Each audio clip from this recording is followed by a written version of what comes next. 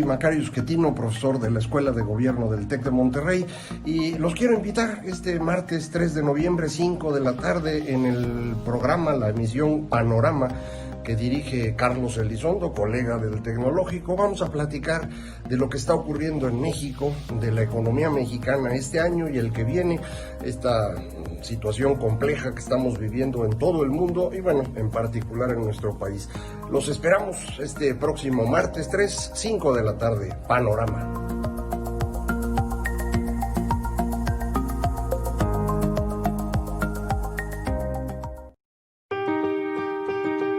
¿Realmente estamos preparados para el cambio? Vivimos en un presente que se reconstruye cada segundo.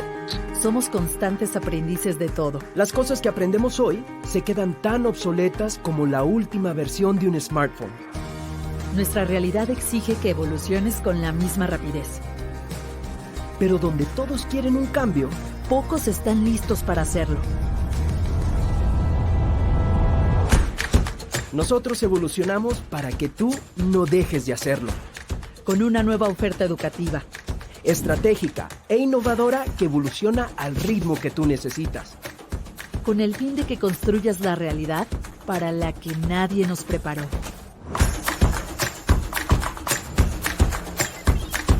Sé lo que el mundo necesita, no lo que el mundo dicta. Nosotros te daremos las herramientas para lograrlo. El mundo cambió, nosotros también.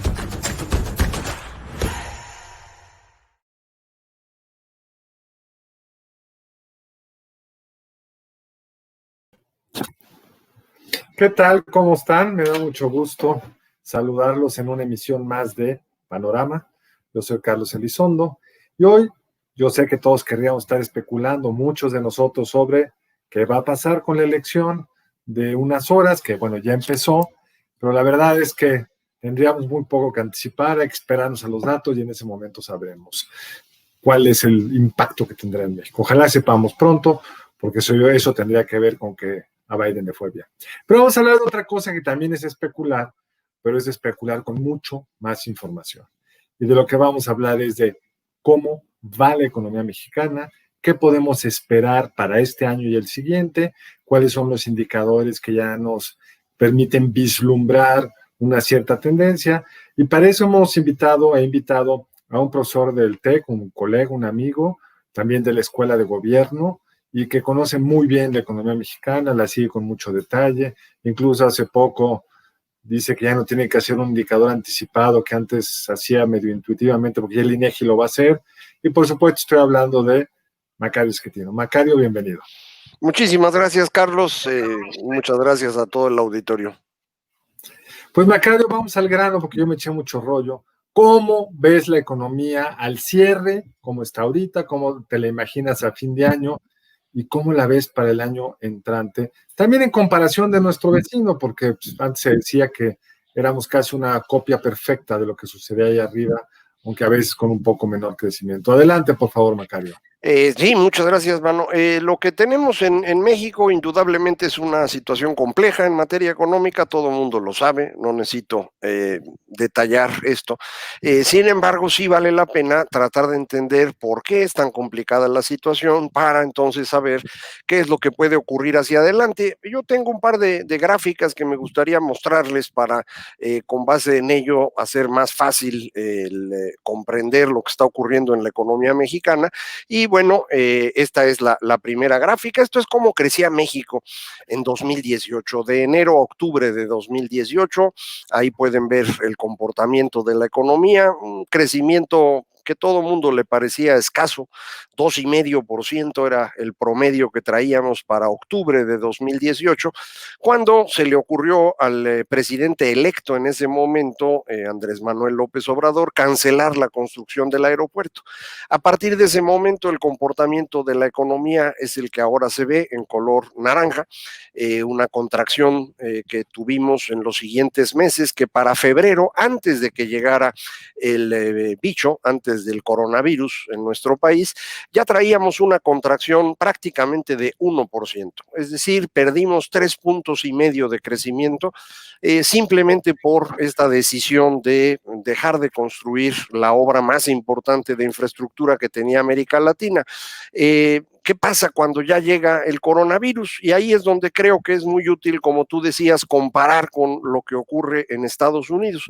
De 2000 a 2018, el crecimiento de las dos economías, México y Estados Unidos, es exactamente igual, 2% anual en promedio, cada uno de esos 18 años, del 2000 al 2018, pero a partir de la decisión del aeropuerto, las cosas cambian. Ahí están los dos países, México de color azul, Estados Unidos de color naranja, y la decisión de cancelar el aeropuerto pone a México en una situación totalmente distinta. Dejamos de crecer y empezamos una contracción, que es lo que se veía en la gráfica anterior.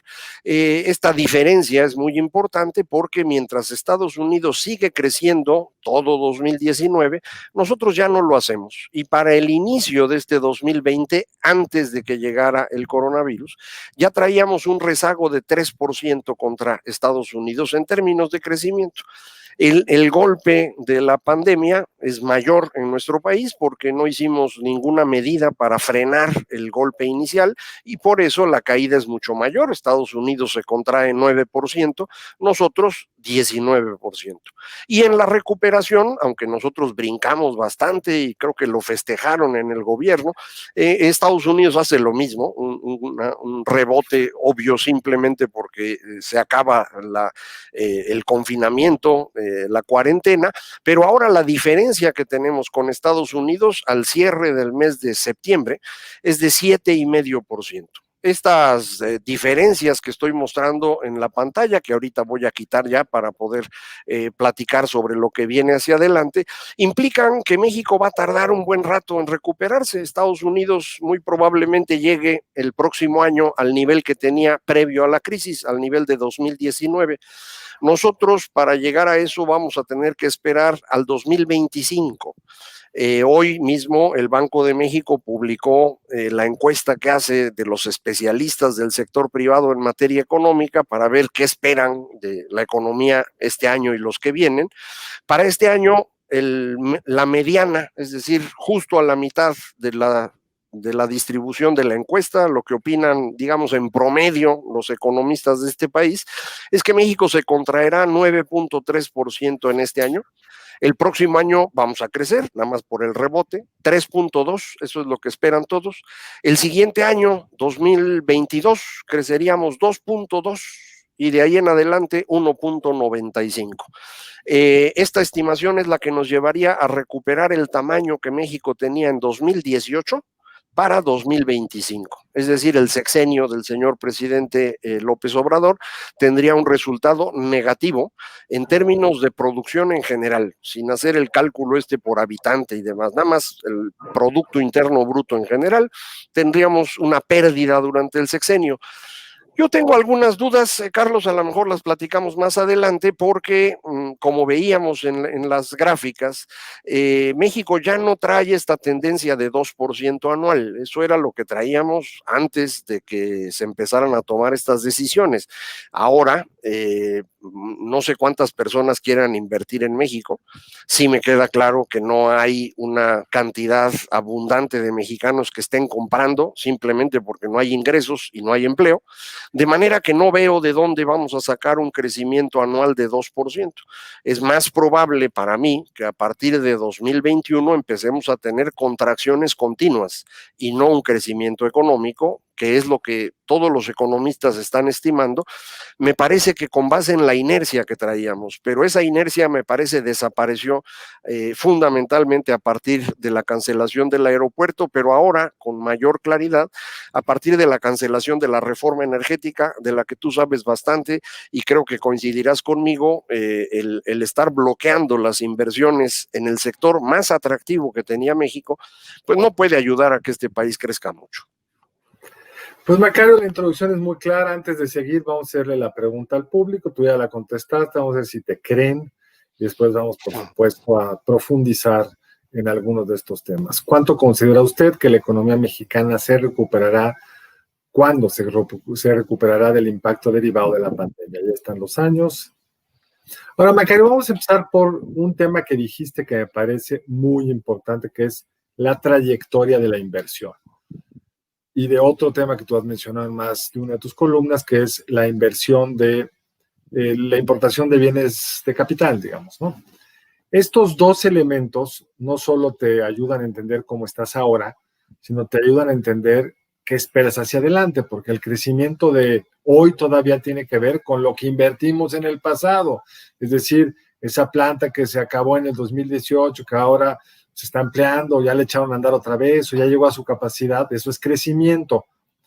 Y creo que esto tiene que ver con lo que tú estabas comentando, como está que nos explicaras un poco mejor, que es por qué nuestro crecimiento potencial, que haciendo una, digamos, recorrido del 2000 al 18 andaba por 2%, ese crecimiento potencial ya se achicó, porque la inversión privada está llegando con menos interés que antes, porque la inversión pública ha seguido decreciendo y porque además ahora estamos dirigiendo una buena parte, casi el 50% el año pasado de la inversión pública se fue a Pemex, y parte de esta inversión está siendo mal asignada en una cosa que dicen que se llama refinería de Dos Bocas, que ahí circulaban unas fotos que tú retuiteaste hoy, que parece más bien un lago muy bonito, y eso hay que sumarle pues, el castigo por la incertidumbre, por la reversión de muchas de las medidas de la inversión en energía, no solo petróleo, no solo petroquímica, sino también electricidad. Esto es lo que a mí me llevaría a pensar que tienes razón, que el crecimiento potencial de México ha decaído. ¿Es esto lo que estás pensando o estás pensando también en otras razones? Yo creo que en general lo que acabas de explicar es la razón fundamental. Estamos dejando de invertir. Cuando uno deja de invertir significa que en el futuro habrá menos capital disponible para producir. Muy sencillo, si yo no construyo una casa, pues en el futuro no la voy a tener, y eso es así de simple. Si no construyo una taller para poner mis herramientas o no compro las herramientas, el día que las necesite, bueno, pues no las voy a tener. Esto es lo que estamos viendo. En el caso de México, la construcción se ha venido cayendo año tras año desde 2017, fundamentalmente por lo que comentábamos, un escenario menos atractivo para invertir, una gran incertidumbre acerca de bajo qué reglas va a actuar el gobierno. México había estado tratando de construir reglas más claras y más amplias para todos los inversionistas durante los últimos 25 años.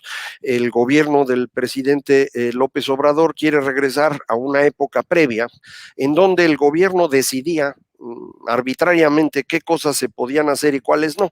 Este sistema funcionó para México en el siglo XX y funcionó muy bien para un pequeño grupo de empresarios socios de los políticos que se hicieron multimillonarios.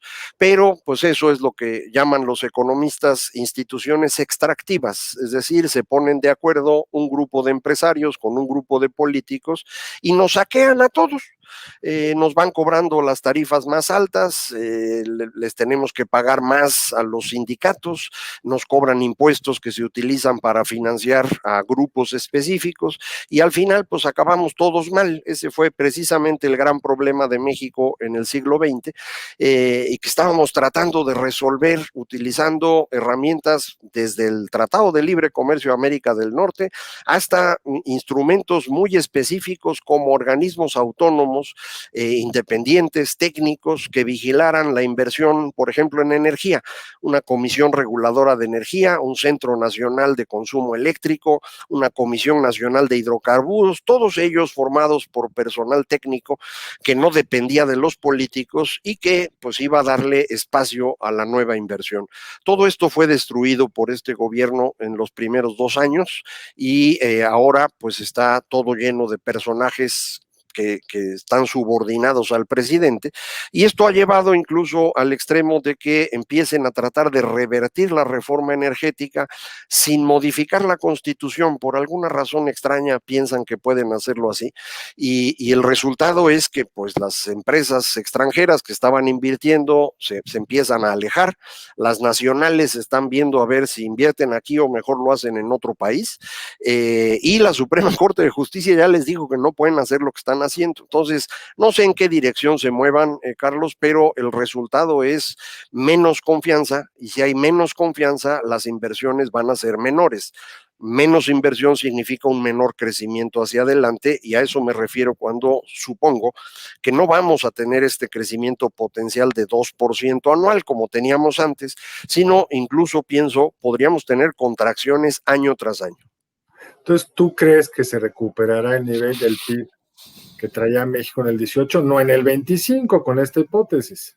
No puedo contestar porque si no los amigos del auditorio van a saber la respuesta. Bueno, nos lo dices más adelante, cuando hayamos visto la respuesta. Pero déjame regresar al tema de qué hace que un país crezca. Uno es la inversión, otro tiene que ver con, pues, que tú estés asignando bien el capital privado y público, y en un capitalismo de cuates, en una inversión pública basada en el capricho presidencial, pues esto también se echa a perder. Es decir, la carretera Mazatlán-Durango, puedes criticar algunas cosas, pero es una carretera que el país claramente necesitaba. No podemos decir lo mismo de la refinería de Dos Bocas. Entonces, la refinería de Dos Bocas quizá genere demanda agregada mientras se construye, pero a lo mejor no genera valor al país hacia adelante, mientras que la carretera Manzanillo-Durango sí genera una serie de ventajas para esa zona del país. O, por ejemplo, si tú inviertes en los niños mexicanos, niños y niñas mexicanos, pues tendrás un mejor capital humano. No veo de dónde podamos mejorar el sistema educativo ahora. Es decir, no veo ninguna medida del gobierno que apunte hacia un mejoramiento de las condiciones del país para poder crecer más. ¿Me equivoco? ¿Tú ves alguno?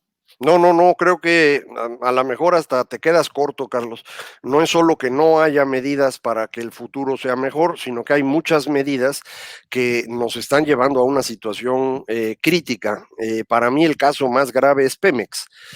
Petróleos Mexicanos es una empresa que no tiene ningún futuro. Es una empresa demasiado grande, a esto quiero decir que tiene muchísimos trabajadores que no necesita, pero también que hace muchas actividades que no generan valor. Evidentemente sacar petróleo sí genera valor, esto es un gran negocio. Había una famosa frase de que el mejor negocio del mundo es sacar petróleo de manera eficiente y el segundo mejor negocio del mundo es sacarlo de manera ineficiente.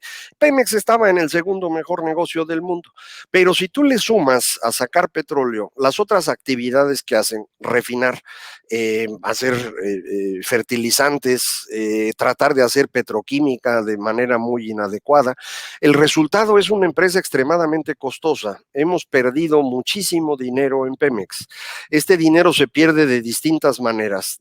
Dinero que tuvo que haber entregado Pemex al gobierno y no entregó porque no produjo lo suficiente, porque no lo pudo vender a un buen precio, porque cuando vendió le salió demasiado caro y tuvo pérdidas. Dinero que le tuvimos que entregar a Pemex para que medio salieran las cuentas y no se viera tan mal en los reportes financieros que tiene que entregar en Nueva York. Dinero que le condonamos a Pemex, que debía haber pagado por derechos de extracción de petróleo y no pagó durante este año. Y ahora más recientemente, pues los de Pemex se les ocurrió ir a conseguir dinero prestado y lo consiguieron a una tasa de interés que es 3 veces mayor que la que el gobierno mexicano hubiera conseguido en el mercado abierto y 6 veces mayor que la que hubiera conseguido México con el Fondo Monetario Internacional, con quienes ya tenemos una línea de crédito abierta que no estamos ocupando. Entonces, todo eso es destrucción de dinero y ese es un dinero que podríamos estar utilizando en un montón de otras cosas hoy o podríamos no utilizarlo y tenerlo ahí guardado. El asunto es que lo estamos destruyendo. Entonces, cuando consideras esto, Carlos, lo que tenemos no es solo que no haya señales de que podemos tener crecimiento, sino que hay señales de destrucción de valor. Y esto puede convertirse en un problema verdaderamente serio. Muy probablemente tengamos dificultades con las empresas calificadoras en un futuro próximo, porque van a decir, oigan, pues en México quién sabe qué hacen, pero no hacen finanzas públicas, no hacen economía, no van a poder pagar y en consecuencia les bajamos la calificación. Y en ese momento vamos a tener dificultades para conseguir dinero prestado, ya no para Pemex, para el país completo. Eso no es una buena idea. Y eso te genera pues, una presión fiscal creciente y se puede salir muy rápido de control. Pero déjame regresar al tema de las ineficiencias de Pemex. un dato que yo construí muy facilito. La deuda total adicional adquirida por Pemex entre el 2000 y el 2014 es el 86 o por ahí de las pérdidas acumuladas en ese mismo periodo de Pemex Refinación. O sea, de ese tamaño es el nivel de destrucción de valor histórico de Pemex. No es un problema de este gobierno. Lo que es un problema de este gobierno es querer regresar a ese estilo de hacer las cosas. Y explícanos en tu calidad de, puedes sacar tu pasado, de ingeniero químico, ¿por qué es tan difícil generar valor en la petroquímica? ¿Por qué no es cierto esta historia que el presidente ha convencido a millones de mexicanos que por qué exportar el crudo sin refinar, sin procesar, si ese es el valor agregado? Cuéntanos por qué no es así. El problema con el petróleo es que el petróleo cuando sale de la tierra no se puede utilizar como está, hay que convertirlo en algún combustible que pueda ser utilizado o en algún insumo que sirva para hacer petroquímica. Ese proceso de convertir es un proceso costoso, no es una cosa simple. México, por ejemplo, produce un petróleo muy pesado, es decir, que tiene muchísimo carbón y entonces necesitas quitarle la parte pesada del carbón, ponerla aparte y dejar la parte ligerita que es la que sirve para hacer gasolina. Cuando haces eso, resulta que tu proceso te cuesta tanto que la ganancia de procesar el petróleo se mide en centavos de dólar por barril de petróleo. Los amigos saben, del auditorio saben que un barril de petróleo se vende ahorita en $40, por ejemplo. Si tú lo transformas en gasolina y lo quieres vender, pues lo vas a vender en $41. Habrás ganado $1 por cada barril. Un barril tiene 200 litros para que tengan una idea general. Entonces, lo que tú tienes es una ganancia muy chiquita, no vale la pena invertir en eso, a menos que tengas un proceso muy eficiente. Resulta que nosotros tenemos junto a nuestro país el lugar donde más procesamiento de crudo se hace en el mundo de manera más eficiente, que es el lugar de las refinerías que están junto a Houston, Texas. De hecho, México tiene una refinería y Pemex compró junto con Shell una empresa refinadora, una refinería que se llama Deer Park. La compraron mitad y mitad, la administra Shell y funciona perfecto. Es nuestra mejor refinería, la que no está aquí. Las que están aquí, como tienen un montón de trabajadores que no necesitarían, es una prebenda al sindicato de petroleros, pues ahí se pierde el dinero. Muchas de estas refinerías que están en México, de las 6 que tenemos, la mayoría tiene 60 años de haberse construido, no funcionan ya en buenas condiciones. Cuando llegaron estos nuevos funcionarios, que no tenían la más remota idea de lo que era el procesamiento de crudo, se les ocurrió llevar petróleo pesado para refinarlo en Salamanca, echaron a perder la refinería de Salamanca, esa es la razón por la cual no hubo gasolina en enero. A ustedes ¿No fue por el robo de gasolina? No, eso fue lo que dijeron, ¿no? Que era el huachicol y que se lo estaban robando. Es una mentira inmensa. Simplemente estos personajes no tienen idea del mercado, no importaron, no pudieron producir, nos quedamos sin gasolina y entonces inventaron que estaban luchando contra la corrupción, que esa parece ser la excusa del presidente para todo, pero en los hechos es un problema, no se tiene la capacidad para producir y creo yo que no vale la pena construir una refinería. Nadie está construyendo refinerías en el mundo. Es decir, las últimas refinerías grandes en el mundo se construyeron hace 50 años, a inicios de los 70. Desde entonces nadie invierte en eso porque no vale la pena. Peor todavía, los datos que tenemos indican que el máximo consumo de gasolina en el mundo ocurrió en 2019 y ya no volverá a ocurrir a ese nivel nunca más. Nos estamos moviendo a una economía distinta que empieza a utilizar más autos eléctricos, autos híbridos, y esto significa pues que no se va a necesitar mucha más gasolina en el futuro. No tiene ningún caso construir una refinería, y si la vas a construir en un lago como lo quieren hacer, pues menos, mano. Oye, pero además hay otro tema, que hoy ya el petróleo, ni bien administrado, es el segundo mejor negocio del mundo. Así es. Si uno ve la trayectoria de la acción de Exxon, quizá la empresa petrolera mejor administrada del mundo, pues la tuvieron ya que sacar del índice, creo. O sea, ya no está reflejando la capacidad de hacer valor que tienen otras empresas, sobre todo aquellas vinculadas a energía, a tecnología, no al carbón, no a cosas del siglo XX. Entonces estamos apostándole a un mundo que ya no existió, que ya no Así es. existe, que se fue, que en Sí, su no, momento fue muy rentable, pudimos haberlo hecho mejor, pero pues si Cantaré le daba dinero a cualquiera, pues nos dio mucho dinero porque era un gran yacimiento. Vamos a pasar a otro tema, sí. Macario, que está vinculado. Yo creo que un tema que no hemos valorado bien, me gustaría saber tu opinión en el crecimiento futuro del país, es que si deja de llegar de inversión al sector eléctrico, vamos a empezar a tener incertidumbre de si la CFE podrá suministrar adecuadamente las necesidades energéticas, incluso de un país que está creciendo poco, pero pues algo de crecimiento hay por el puro crecimiento demográfico, porque algunas industrias van a estar llegando a México. Como sabes tú, Macario, hay empresas que tienen que cerrar en la hora pico, fundidoras de acero, porque no les conviene pagar esa tarifa. O sea, tienes que usar tu capital a un tercio del tiempo cuando tus competidores tienen electricidad a un precio adecuado durante todo el día. ¿Tú lo ves esto como un riesgo? Yo creo que no deberías tener incertidumbre alguna. Comisión Federal no va a poder tener abasto suficiente a precio razonable de energía eléctrica para este país. Eso para mí es un hecho. Una buena muestra es que el señor que dirige Comisión Federal no tiene la más remota idea de cómo se calcula el valor del dinero en el tiempo. Lo acaba de demostrar ya la Auditoría Superior de la Federación, para que no digan que uno inventa los datos. La auditoría ya confirmó que las negociaciones que hicieron en Comisión Federal para los contratos de gasoductos que no quería pagar el señor Bartlett acabaron costándole a México 6,000 millones de dólares más de lo que costaban originalmente. Si no hubiera renegociado, así es. Así es, eso es el costo que vamos a tener. Y esto lo que significa es que Comisión produce energía más cara que otras fuentes.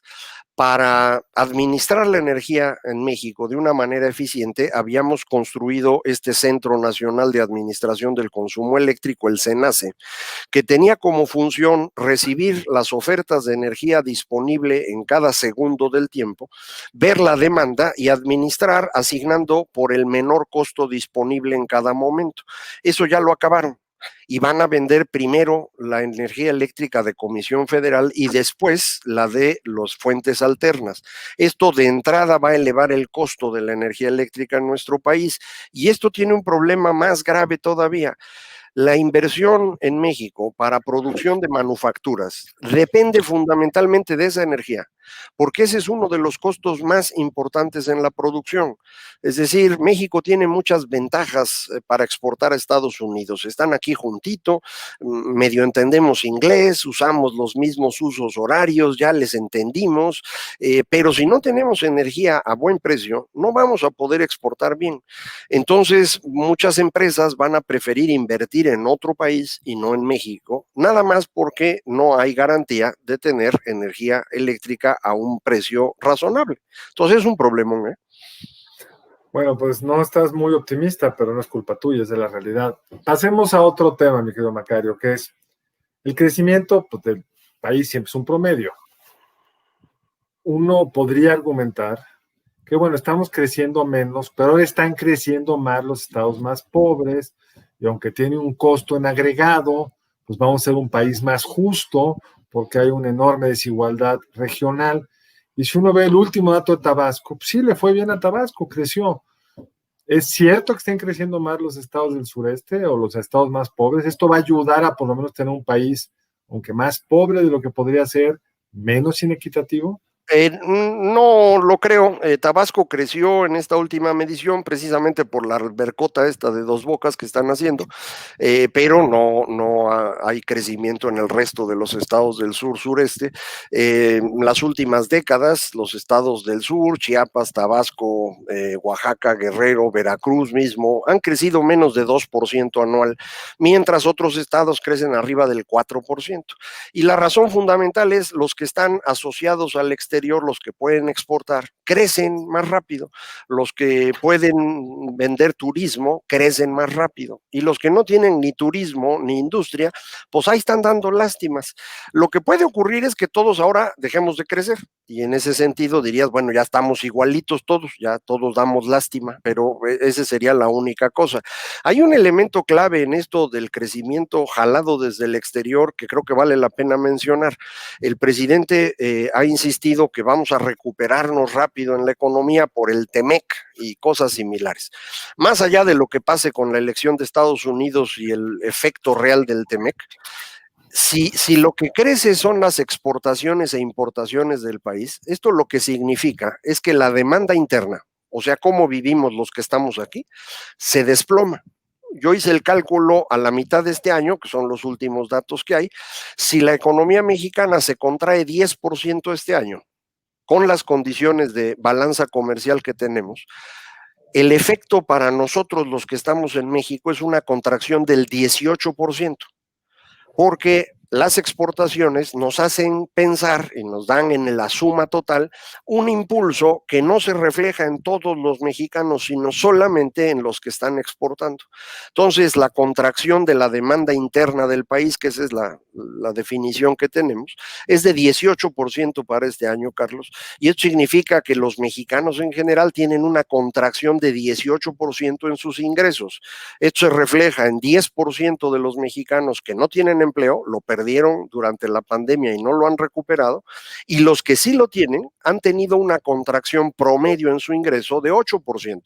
Entonces, las compras pues están 18% abajo de cómo debían estar. Y entonces las plazas comerciales no venden y tienen deudas y no las pueden pagar.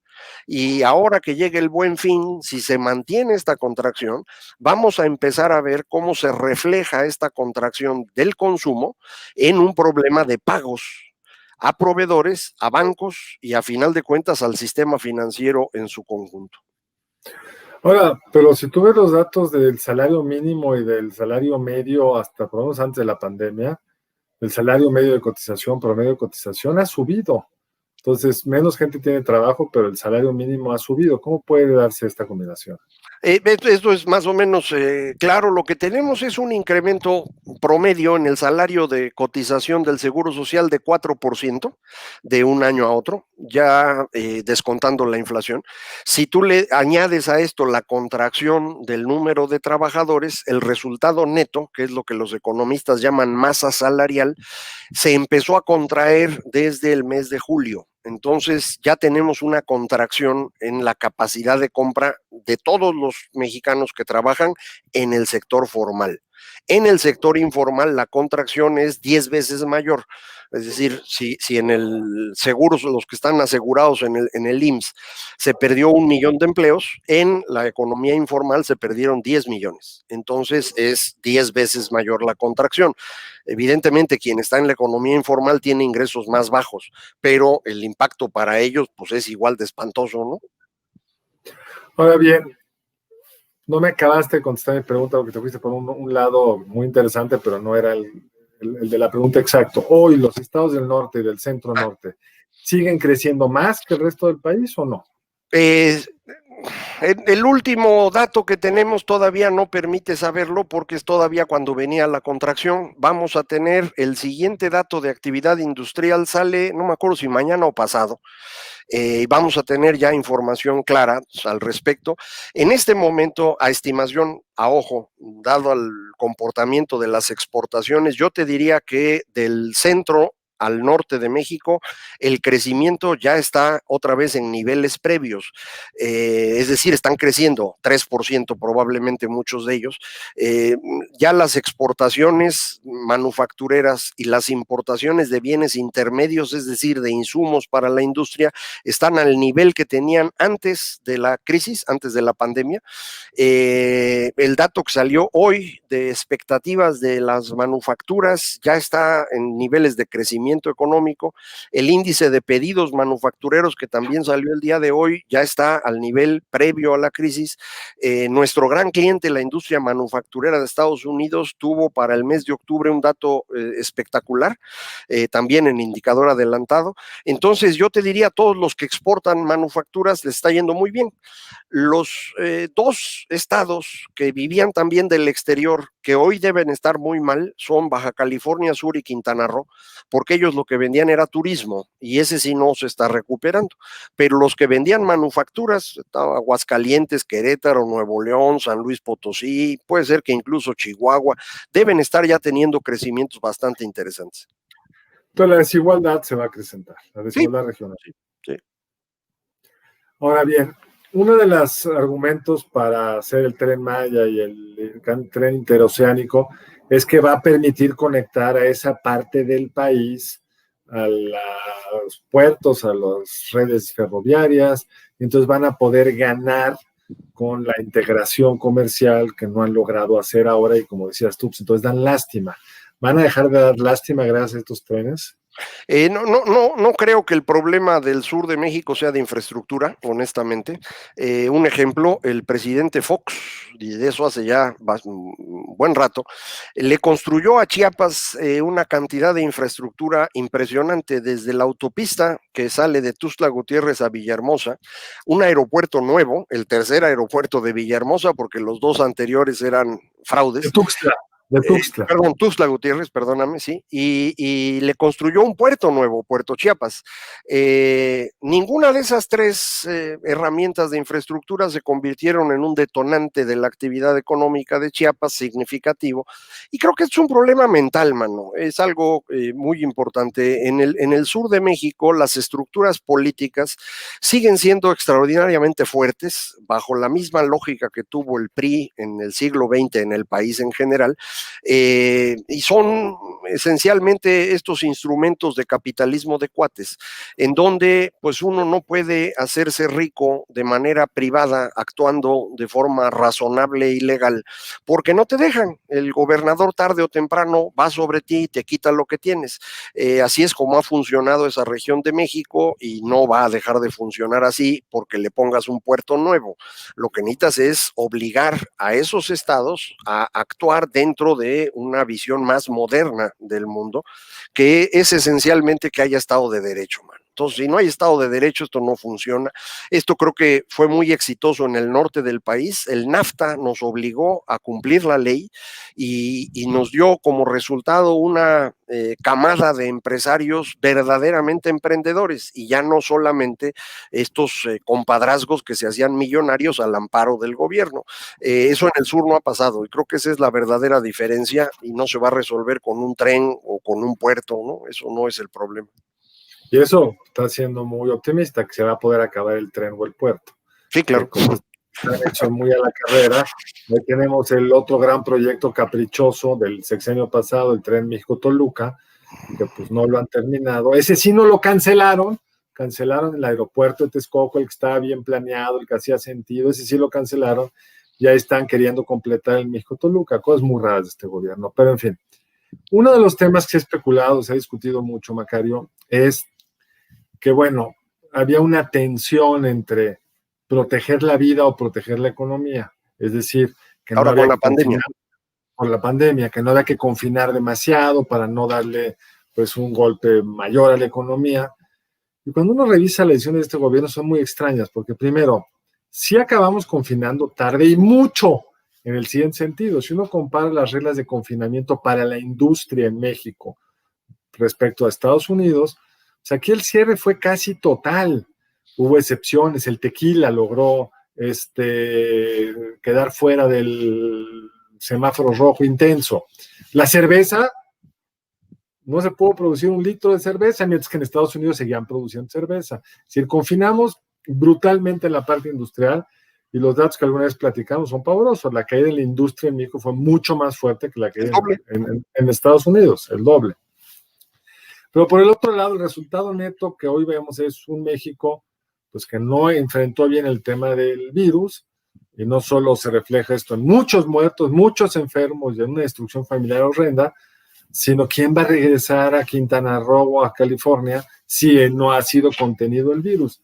Cuando uno ve el cuadrante fácil, muertos, crecimiento, pues México está en la zona de la derecha y abajo, es decir, muchos muertos y mucha caída de la economía. ¿Ves que esto pueda cambiar hacia adelante? Está complicado, mano, porque estas cosas generan reputación. Es decir, una vez que tú ya hiciste mal las cosas, pues la gente dice, los mexicanos no están haciendo bien las cosas, no vayamos para allá. Me cuesta trabajo imaginar un país que haya hecho las cosas peor que nosotros. A lo mejor compiten con nosotros Perú o Ecuador en el número de muertos comparativamente al tamaño de la población. En materia económica no veo a nadie que haya tenido una contracción como la nuestra con esa capacidad de recuperación, porque me pueden decir, oye, pero Italia o Reino Unido van a tener una contracción igual que nosotros este año. Sí, pero se espera una recuperación prácticamente completa durante 2021 y nosotros nos estaríamos recuperando solo en un tercio de lo que perdimos. Entonces, es el peor escenario que podíamos haber construido. Creo que esto es resultado del comportamiento criminal del subsecretario López-Gatell, que nunca actuó defendiendo la salud de los mexicanos, sino defendiendo su puesto y pues la buena voluntad del presidente con él. Ya irá sobre su conciencia. El confinamiento en México se hizo de una manera extremadamente agresiva, como tú dices, en materia industrial, pero excesivamente laxa en materia de economía informal. En esto hay lógica. Las personas que trabajan en la economía informal viven al día. Si no salen a trabajar, no tienen para comer. Les puedes dar apoyos. Pudimos haberlos ayudado, exactamente, y creo que todos lo propusimos, todos los que sabemos algo de economía y escribimos, pues propusimos exactamente lo mismo, desde personas muy cercanas a López Obrador, como Rolando Cordera o Gerardo Esquivel, hasta pues nosotros en la Escuela de Gobierno, el Centro de Estudios Espinosa Iglesias, la Coparmex, todo mundo propuso exactamente lo mismo. Demos recursos a las personas para que se queden en su casa, ayudemos a las empresas posponiendo el pago de impuestos y cuotas de seguridad social para que el golpe sea menor. Eso se hizo en todas partes del mundo, menos aquí. Y el resultado es el que tú dices, tenemos al mismo tiempo más de 250,000 muertos y una contracción económica que va a durar. No, pero yo leo que dice 91,000 muertos. Sí, ¿Tienes otros sí, datos? sí, el dato que yo utilizo es el de muertes en exceso, que originalmente el gobierno mexicano no quiso utilizar. Fue forzado por las circunstancias porque muchos países del mundo sí lo miden, nosotros ni siquiera eso medíamos bien. Y aquí en México un par de investigadores empezaron a presionar con esto hasta que finalmente se hizo caso y ya la Secretaría de Salud ha estado publicando mes a mes con un rezago de no sé, un mes y medio, la cantidad de muertes en exceso. El último dato que presentaron al 30 de septiembre eran un poquito más de 193,000 personas que habían fallecido de manera directa o indirecta por el COVID, por encima de las muertes esperables, dada la tendencia de los últimos 5 años. Así es como se calculan las muertes en exceso y de ahí viene mi cifra. Gracias, Macario. Vamos a pasar a las preguntas de nuestro público, si te parece. Pongamos, por favor, la primera. Nos pregunta Iván Cutolén. ¿Qué tan cierto es que la desaparición de los fideicomisos contribuirá al mejoramiento de la economía mexicana? Macario, ¿cuál es tu opinión? Pues es absolutamente falso, no ayuda en nada. Lo que hizo con esto el gobierno es quitar 68,000 millones de pesos que estaban ahí y que se iban a utilizar en distintas cosas. Por ejemplo, teníamos ahí el fondo para enfrentar desastres naturales que hoy se necesita en Tabasco, que está inundada Villahermosa y no hay manera de mandar recursos porque no se pueden mover. Oye, pero no hay ni manera de mandar al presidente, tanto le gusta viajar, pero no va cuando está el desastre. Curiosamente, fíjate, y es de por ahí, pero yo creo que es porque es de por ahí, ya sabe que no hay que ir, porque en esa agua que está en Villahermosa hay lagartos, bueno, cocodrilos, entonces por eso no ha de querer ir.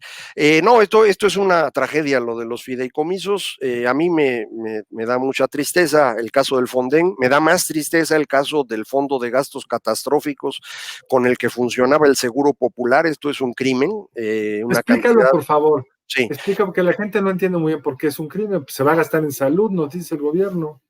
Primero, no se va a gastar en ningún lado porque ese dinero no lo están asignando a salud. En segundo lugar, el fondo de gastos catastróficos del Seguro Popular funcionaba de la siguiente manera. Una persona que tenía una enfermedad catastrófica, de acuerdo a un catálogo que existía, una gran cantidad de tipos de cáncer, por ejemplo, podía ser tratado en un hospital del Seguro Social, del ISSSTE, un hospital privado, alguno de los institutos nacionales de salud, y todo el tratamiento, ese hospital se lo cobraba al fondo de gastos catastróficos, y con esto funcionaban muy bien las cosas. A partir Tenías de un enero, seguro si te enfermabas de cosas horrendas, ¿no? Tenías garantizado exactamente, el tratamiento. para una cantidad bastante grande de enfermedades, no todas, pero una cantidad muy grande. Si una persona tenía cáncer, se estaba tratando en diciembre, en enero, cuando llega al hospital a que le den el tratamiento, le dicen ya no podemos darle el tratamiento, porque ya no existe el Seguro Popular y ya no tenemos protocolos para poderlo tratar. De manera que dejamos sin tratamiento a una cantidad grande de personas que tenían enfermedades muy diversas, pero evidentemente la más grave o más espantosa de todas es el cáncer. Y esto es el problema, y para mí esto es criminal, no había ninguna razón para hacer eso. El gobierno Bueno, sí argumentó. había una, Macario, quedarse con el dinero. Sí, pero ni siquiera es una cantidad tan grande de dinero, Carlos. Es Pero yo decir, creo que están en una obsesión que yo creo que es correcta de no reventar fiscalmente al país, pero lo están haciendo muy mal. Pero déjame pasar a la pregunta 2, que tiene relación con la parte fiscal. Por favor, ¿nos la pueden transmitir? Pregunta Rosas Fernando. ¿Cuáles son los pros y los contras del pacto fiscal en términos económicos? ¿Por qué los gobernadores de la Alianza Federalista lo quieren abandonar? Bueno, el pacto fiscal, en realidad su nombre original era la Ley de Coordinación Fiscal. Es una ley que se inventa en 1980 cuando se instala en México el IVA. Antes de eso existía un impuesto que se cobraba en cada venta, impuesto sobre ingresos mercantiles, y cada estado recaudaba lo que cobraba de ventas. Ese es un impuesto que no es muy eficiente. Hicimos una gran reforma fiscal, una buena reforma fiscal, le tocó todavía a David Ibarra en la Secretaría de Hacienda y se instauró el IVA. El IVA no puede cobrarse por entidad federativa porque es muy difícil de administrar. Hay un país que sí lo hace así, que es Brasil, y es una tragedia fiscal en ese sentido. Entonces, lo que se hizo en México es se instala el IVA, y para poder administrarlo bien, toda la recaudación es federal, y luego la federación le devuelve a los estados lo que se recaudó. Originalmente se devolvía a los estados de acuerdo a la cantidad que habían aportado cada uno de ellos. Después se nos ocurrió que debíamos ayudar a los más pobres, y luego a los que tenían más población, y luego le fuimos poniendo más cosas a la cuenta, de manera que hoy la distribución es muy extraña. Y entonces estados que aportan mucho reciben poco, estados que aportan poco reciben mucho, con el argumento de que los va a ayudar a desarrollarse.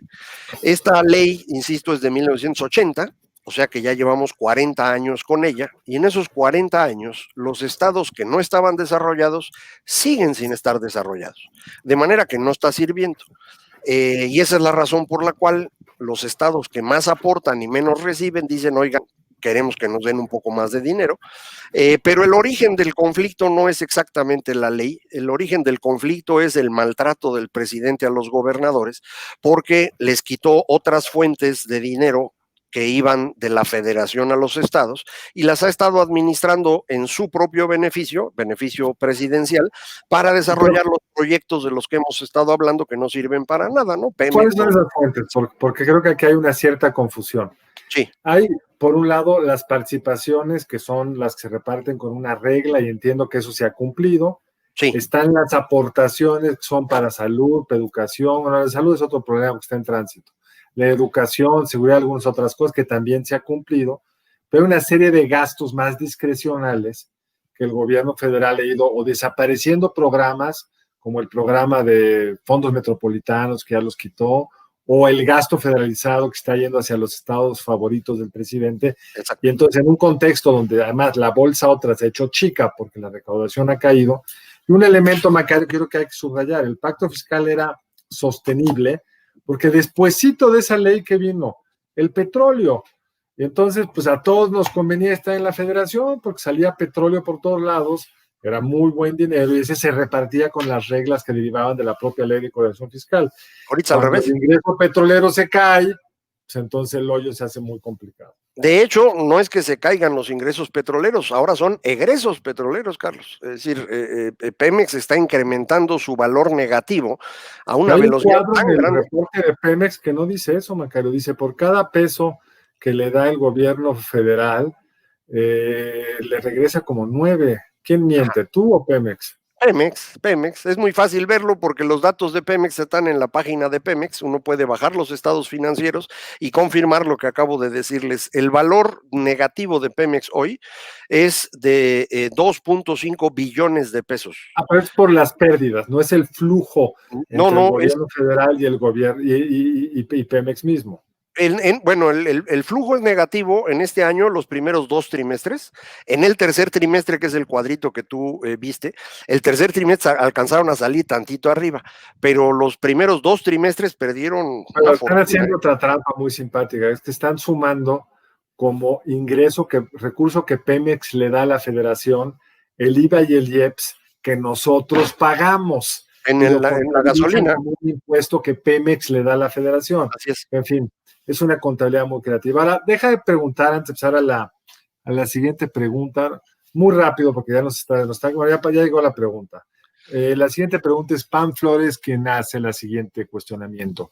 ¿Cuáles serán los beneficios y los perjuicios a la economía del país frente al incremento al salario mínimo que se anunció para este 2020? Bueno, el salario mínimo pudo subir a partir de que el gobierno de Peña Nieto todavía hizo todo el proceso para desconectar el salario mínimo de todos los contratos que lo usaban como referencia. Esto es muy importante porque sin eso no se podía subir el salario mínimo. Lo hizo el señor Peña Nieto y todavía en su último año de gobierno lo aumentó en 10%. Y estuvo muy bien. Llega este gobierno y lo sube en 16% y el efecto fue bastante positivo. Este año lo subieron en 20%. Para mí ya fue un aumento excesivo, pero ya no vamos a poder saber bien si fue excesivo o no, porque como de inmediato casi ocurre la pandemia, pues prácticamente todo el impacto desapareció. Yo creo que el salario mínimo ya no puede subir muy rápido ahorita, porque ya llegó hasta donde podía, y en este momento de contracción, aumentar el salario mínimo de forma irresponsable podría ser un problema serio. Yo espero que hagan un aumento razonable, no sé, 5, 8% para el próximo año. Son capaces de pedir más, pero yo pienso que no deberían hacerlo. Pues vamos a ver, porque creo que por ahí hace poco ofrecieron seguir con el 15%. Vamos a ver hasta dónde llega. Ahora, un tema donde para mí es sorprendente y admirable, casi diría yo, es cómo ha incrementado o se ha sostenido la recaudación en un contexto de contracción de la economía. Cuando uno revisa sexenios anteriores con una caída incluso menos grave que esta, pues sí, el ISR y el IVA se colapsan. No hemos visto eso, al contrario, el ISR en el año se mantiene ligeramente arriba, el IVA ya empezó a caer, pero siguen siendo datos muy notables que han en buena medida compensado los otros problemas. Crecían hasta agosto, en septiembre ya se vino abajo el impuesto sobre la renta. Ya fue leve la bajada en septiembre. Sí, por el aumento que tuvo importante, y tienes toda la razón, en fundamentalmente abril, mayo, junio, que todos esperábamos una contracción del impuesto sobre la renta de 10% al menos, y prácticamente se mantuvo estable. Y el IVA tuvo un gran crecimiento en marzo. Creo que el IVA tiene que ver con que no están dando devoluciones como deberían hacerlo. Y el impuesto sobre la renta tiene que ver fundamentalmente con extorsión de grandes contribuyentes. ¿Cómo? Explícanos eso. Sí, como todo mundo, el gobierno extorsiona, sí, hombre, es muy fácil. Tú cuando tienes que pagar impuestos, haces tus cuentas y ves qué cosas puedes deducir que son razonables dentro de lo que produces. Para una empresa, pues hay muchas cosas que pueden o no ser deducibles. Hacen sus cuentas las empresas y entregan lo que ellos consideran que deben pagar. Y la Secretaría de Hacienda, el SAT, puede decir, oiga, no, debe usted pagar más. La decisión de quién tiene razón la debe tomar un juez. El asunto aquí es que el SAT llamó a los contribuyentes y les dijo, no vamos a ir al juicio, me van a pagar ahorita.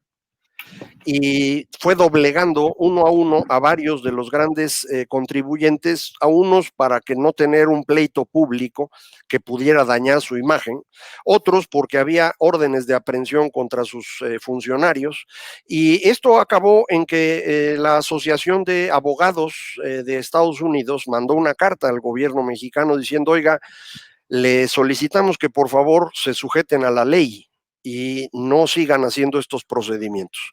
Esto ocurrió hace 2 meses, la jefa del SAT hizo un tour para hacer relaciones públicas de qué maravilla era el SAT, y trataron de bajarle un poco al asunto, y yo supongo que por eso septiembre ya se les vino abajo, pero han estado actuando de esa manera. Por un lado puedo decir que bueno, porque le cobran a los ricos que no pagaban, está bien. Por otro lado, hay la preocupación de que esos grandes empresarios reduzcan sus inversiones en México por la amenaza de que se les esté cobrando a la mala.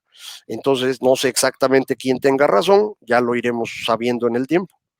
Macario, vamos a ver qué pensaron después de todas tus explicaciones nuestro público respecto a la pregunta que le pusimos originalmente. Pues mira, sí, no te creyeron ni siquiera tu dato original. Fíjate lo que es el optimismo de los mexicas. Y tú, ya con, digamos, con todo lo que nos contaste, ¿cuándo vamos a recuperar el nivel que tenía la economía en el 2018? Entre 2025 y después, eso sería mi respuesta. Después. ¿Qué tan después? No lo sé, mano, va a depender de cuál es la trayectoria del Producto Interno Bruto potencial después de esto, pero yo insisto, puede ser negativa, ¿eh? Es decir, no hay ninguna razón para pensar que México siga creciendo si tú no tienes consumo sólido dentro del país, no hay inversión y el gobierno mexicano pues está quebrado como efectivamente lo está en este momento. Ninguna fuente te va a generar crecimiento, lo único sería el crecimiento externo y no sé cuánto tiempo dure. Vamos a ver qué pasa hoy con la elección de Estados Unidos y a ver cómo nos aprietan el TEMEC a partir de después de ello. Pues Macario, realmente para mí ha sido un gran gusto, he aprendido mucho, te agradezco mucho que hayas estado con nosotros. Gracias, mano. Y pues ya estaremos platicando a ustedes, les agradezco mucho que hayan estado en esta nueva emisión de Panorama y los esperamos en 15 días. Muchas gracias a todos, al equipo que nos apoyó y sobre todo a ustedes que nos acompañó. Muchas gracias. Chao, Macario, gracias. Gracias.